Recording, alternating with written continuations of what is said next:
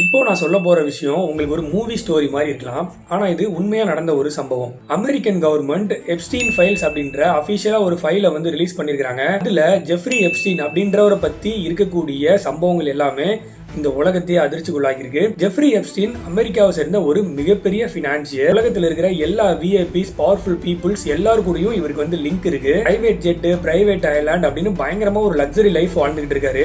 ஆனா அவர் மேல வைக்கப்பட்ட இந்த குற்றச்சாட்டுகள் இந்த உலகத்தையே அதிர்ச்சிக்குள்ளாகிருக்கு. Minor girl trafficking, private parties, blackmail networking, பெரிய பெரிய விஐபிஸ்க்குலாம் வந்துட்டு மைனர் கேர்ள்ஸ் சப்ளை பண்றது, இந்த மாதிரி நிறைய கம்ப்ளைண்ட் அவர் மேல கொடுத்திருக்காங்க. லிட்டில் செயின்ட் ஜேம்ஸ் அப்படின்றது அவரோட பிரைவேட் ஐலாண்டோட நேம். பிரைவேட் ஐலாண்டுக்கு மைனர் கேர்ள்ஸை ஹையர் பண்றது யாருன்னு அப்படின்னு பாத்தீங்கன்னா இவரோட அசோசியேட் கிஸ்லைன் மேக்ஸ்வெல் அப்படின்றவரு. இவங்க இந்த மைனர் கேர்ள்ஸ் எல்லாம் ஹையர் பண்ணி அந்த ஐலாண்டுக்கு கூட்டிட்டு போயிட்டு அங்க அந்த குழந்தைகள் எல்லாம் பாலியல் ரீதியா துன்புறுத்தப்படுறாங்க.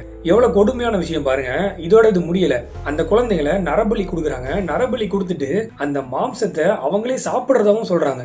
இந்த எப்ஸ்டீன் ஃபைல்ல இப்ப என்னென்னலாம் இருக்குன்னா, இந்த கோர்ட்ல இருந்து என்னென்ன டாக்குமெண்ட்ஸ் எல்லாம் சப்மிட் பண்ணிருக்காங்க, இவங்க மேல என்னென்ன குற்றச்சாட்டுகள் வைக்கப்பட்டிருக்கு, விசாரணையில என்னென்ன தகவல்கள்லாம் கிடைச்சிருக்கு, ஜெஃப்ரி எப்ஸ்டீன் கூட ஃபிளைட்ல யார் யாரெல்லாம் டிராவல் பண்ணாங்க, அவர் கூட மெயில் கம்யூனிகேட் யாரெல்லாம் பண்ணிருந்தாங்க, விக்டிம் என்னென்ன ஸ்டேட்மெண்ட்ஸ் எல்லாம் கொடுத்திருக்காங்க, இந்த மாதிரி எல்லா விதமான ஃபைலையும் அமெரிக்க கவர்மெண்ட் வந்து இப்ப ரிலீஸ் பண்ணிருக்காங்க. இதுல நம்ம எதிர்பார்க்காத நிறைய பேரோட நேம் இருக்கு.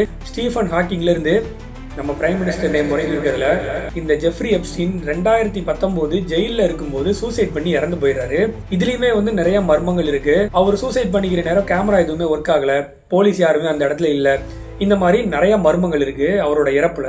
இது சாதாரண ஒரு கேஸ் மட்டும் இல்ல, பவர் இருக்கு, எனக்கு அதிகாரம் இருக்கு அப்படின்றத ஒருத்தங்க எப்படி மிஸ்யூஸ் பண்றாங்க, பணத்தை எப்படி மிஸ்யூஸ் பண்றாங்க, இதன் மூலமா பாதிக்கப்பட்டது யாரு, அப்பாவி ஒண்ணுமே தெரியாத அந்த சின்ன குழந்தைங்க தான். இந்த எப்ஸ்டீன் ஃபைல்ஸை பத்தி இன்னும் முழுமையான உண்மைகள் வெளியே வரல. நீங்க இந்த எப்ஸ்டீன் ஃபைல்ஸை பத்தி என்ன நினைக்கிறீங்க அப்படின்ற உங்களோட ஒப்பீனியன் இருந்தா மறக்காம கமெண்ட் செக்ஷன் சொல்லுங்க.